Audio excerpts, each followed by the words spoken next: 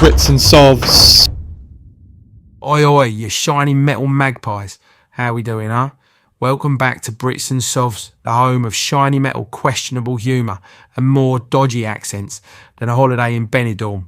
It's Dave, your host, your mate and your local geezer who somehow turned a hobby into a full-time addiction involving silver, gold and the occasional argument with Sharon about where I've hidden the bullion.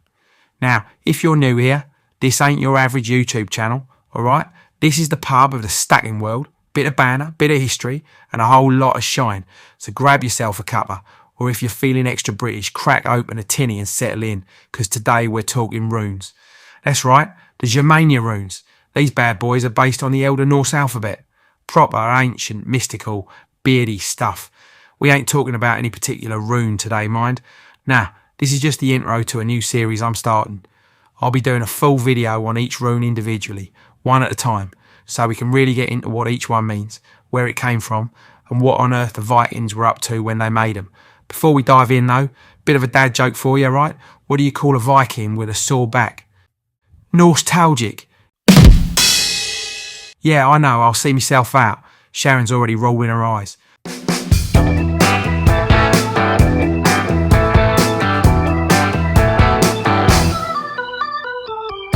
Right then, let's get into it. Have a butcher's at this box, shall we?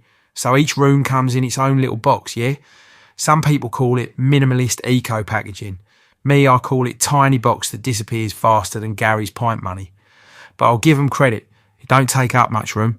You could stack 100 of these in your sock drawer and still have space for your holy undies. Front of the box, you've got the Germania Mint logo, with Germania Mint written on it, nice and proud. Now listen, these lot, they're one of the best mints in the world, no question, proper top tier. I swear, if the Royal Mint had to compete with them, they'd be on the bench polishing 2-quid coins while Germania's out here minting masterpieces. Funny thing though, Germania Mint's actually based in Poland, no central distribution either. So if we want to get our greasy mitts on their shiny treasures, we've got to go through third parties. It's like a secret club, except instead of dodgy handshakes, it's invoices and import tax. Down at the bottom of the box, it tells you which rune it is. Each box will be different depending on the rune inside. It says 1 ounce AG, right? Now, AG, that's silver's chemical symbol, but I like to think it stands for ain't gold. Still shiny though. Under that, it says cast rune, which means we're dealing with proper chunky bits of art here. Flip it over and you've got your serial number, unique every time. None of that copy-paste malarkey. Each one's got its own identity. Like Sharon's various complaints about me leaving fingerprints on the silver. Inside you get this lovely cotton pouch, proper little baggy, soft as Gary's excuses for why he's late. Each one's got the rune symbol stitched on, looks classy, feels quality. You can tell Germania don't muck about. Also in there, you've got your COA, your certificate of authenticity. I ain't showing it off yet because it gives away too much. Bit of mystery, you know. The COA tells you which rune it is, a short description, and all the specs. But I'll save that for when we go through them one by one. You lot can learn with me, like a proper Viking school, minus the axes. Now, have a look at these beauties. Each rune's got that carved stone antique finish. Looks ancient, feels powerful, like it's whispering, buy more silver when you're half asleep. Each one represents a letter from the old Norse alphabet. And this alphabet's got a history that'd make your nan's soap operas look simple. See, there were 3 main versions of the runic alphabet used across time. The alphabet is referred to as Futhark, representing the first 6 letters of the Nordic alphabet first up, the Elder Futhark, 150 to 800 AD. That's the OG, the granddad of all Nordic alphabet, used before the Vikings got involved, proper old school.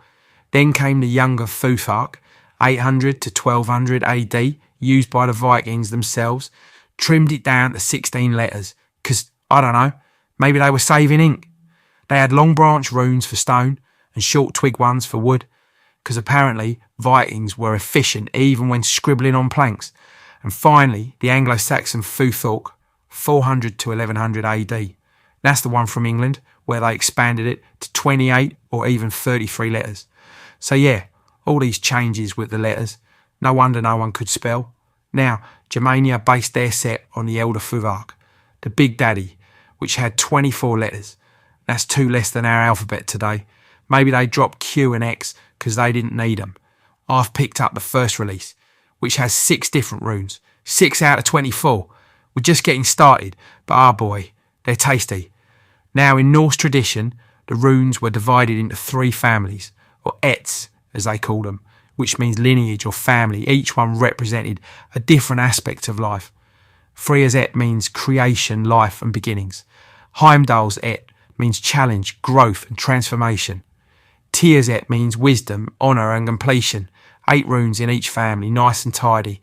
8 was a big deal for them, symbol of balance and cosmic order.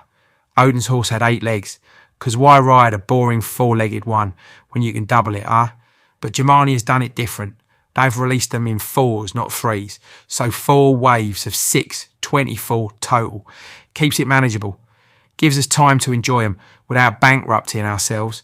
And each wave's got a theme. First wave's red, representing fire or blood. Proper Viking vibes.